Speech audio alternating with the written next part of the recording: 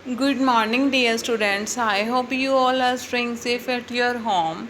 Dear students, this is your Hindi class. Now open your reader book. Today we will read chapter number 4, मैं और मेरी माँ।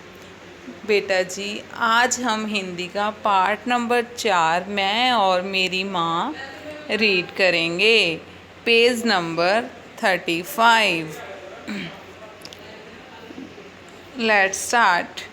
बातों बातों में नीचे दिए गए चित्र को देखकर बताएं कि बच्ची क्या कर रही है और क्यों खुश है। डियर स्टूडेंट, से नीचे पिक्चर दी गई है, आप देखो। इसमें पेरेंट्स हैं उसके और वो लड़की है और नीचे टॉयज़ पड़े हुए हैं और वो बहुत ज़्यादा हैप्पी नज़र आ रही है, जैसे ऐसे लग रहा है कि जैसे वो डांस कर रही हो।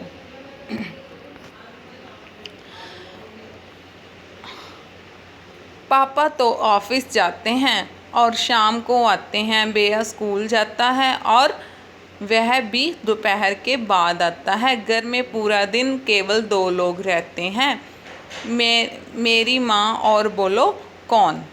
बेटा जी, वो बोल रही है कि मेरे पापा हैं वो ऑफिस जाते हैं, दफ्तर जाते हैं और वो शाम को आते हैं, और जो उसके बेया मतलब भाई हैं वो स्कूल में जाता है और वो भी दोपहर को आता है। घर में सिर्फ 2 ही लोग रहते हैं, एक वो रहती है और एक उसकी माँ। हम दोनों सब काम मिलकर करते हैं, हम में से किसी को कोई काम पूरा नहीं आता। वो बोलती है कि मैं और मेरी माँ दोनों घर का काम मिलकर करते हैं और हम दोनों में से किसी को भी काम पूरा नहीं आता। माँ कंस्तर से आटा निकाल लेती है और फिर मुझसे पूछती है कि मैं कुछ भूल तो नहीं गई। भूल तो नहीं रही हूँ।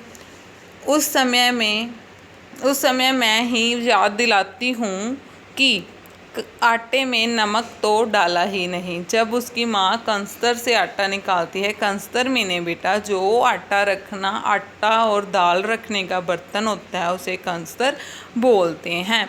जब उसमें से वो आटा निकालती है उसकी माँ और फिर वो बोलती है कि मैं कुछ भूल तो नहीं रही। तो फिर उसकी बेटी उन्हें याद करवाती है कि आप इसमें आटे में जो नमक डालना है वो भूल गए हो। माँ आटा गूंथती है तो मैं पानी डालती हूँ। जब उसकी माँ है जो आटा गूंथती है तो फिर वो पानी डालती है। आटा बेटे गूंथना मतलब वो होता है जब हम आटे में पानी डालकर रोटी सेकने लायक बनाते हैं। हम रोटी बनाने के लायक करते हैं आटे को, तो उसे आटा गूंथना बोलते हैं। तो वो जब उसके मम्मा आटा गूंथते हैं तो वो पानी डालती है। कभी कभी मुझसे ज़्यादा पानी गिर जाता है, ज़्यादा मैंने अधिक, कई बार उससे ज़्यादा पानी गिर जाता है, इससे आटा गीला हो जाता है और फिर मैं कंस्तर खोलती हूँ और एक कटोरी आटा निकालती हूँ। फिर वो बोलती है कि जब आटा मेरा ज़्यादा गीला हो जाता है मेरे से, तो फिर मैं दोबारा से वो आटे वाले बॉक्स से, डिब्बे से, बर्तन से निकालती हूँ आटा और धीरे धीरे गीले आटे में सूखा आटा डालती जाती हूँ। फिर वो धीरे धीरे उस गीले आटे में सूखा आटा वो डालती है। सूखा आटा सफ़ेद होता है पर गीला होने पर उसका रंग बदल जाता है। बेटा, जब सूखा आटा होता है वो किस रंग का होता है? सफ़ेद।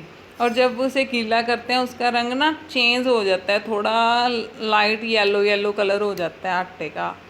कभी कभी मैं गीला आटा लेकर हाथी की सूंड, दिया, बत्तख, जाने क्या क्या बनाती हूँ। कहते कई बारी मैं आटा जो गीला होता है, बच्चे आप भी करते हैं ना, उससे टॉयज़ बनाना स्टार्ट कर देते हो, सूंड, दिया, बत्तख आदि। माँ पहले तो कहती है कि आटा ख़राब मत कर, और आपके पेरेंट्स आपको डांटते भी हैं भी आटा मत ख़राब करो, है ना। लेकिन अचानक मेरे हाथ से सूंड, दिया, बत्तख को बिगाड़ कर खुद ही कुछ बनाने बैठ जाती है। कई बार क्या करती है उसकी माँ, उसे तो रोकती है कि मत बना, कई बार उसके हाथ से आटा लेके और ख़ुद भी कुछ बनाने लग जाती है। कभी कभी आटा गूंथते गूंथते माँ के चेहरे पर भी आटा लग जाता है। जब कई बार उसकी जो माँ है आटा गूंथती है और उसके फेस पे आटा लग जाता है। मैं उसे अपनी हथेली से साफ़ कर देती हूँ और वो अपनी हथेली से उसके आटे को, माँ के आटे को साफ़ कर देती है फेस को। आटा साफ़ हो जाता है पर माँ फिर भी पूछती है, ठीक से पहुँच दिया ना। कहते जब भी मैं आटा पहुँच देती हूँ और उसकी माँ दोबारा से फिर से पूछती है कि आटा अच्छे से पहुँच दिया ना। मैं कहती हूँ हाँ पहुँच दिया माँ, पहुँच दिया। मैं उन्हें अपनी हथेली दिखाती हूँ पर हथेली पर तो आटा नज़र ही नहीं आता।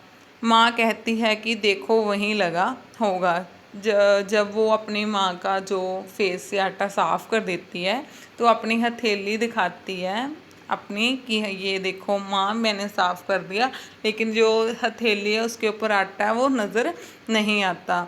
देखो वहीं लगा होगा। फिर मम्मा बोलते हैं कि वहीं पर देखो मेरे फेस पे लगा होगा अगर आपकी हथेली पे नहीं लगा तो। पर आटा तो वहाँ नहीं होता है। मैं दोबारा से माँ के गाल पोंछ देती हूँ। आटा गूँदने के बाद मैं ही माँ के हाथ धुलाती हूँ। कहते मतलब आटा पोंछ देती हूँ और उसके बाद जब मतलब मेरी अपनी माँ की गाल दोबारा से वो पोंछ देती है, साफ़ कर देती है।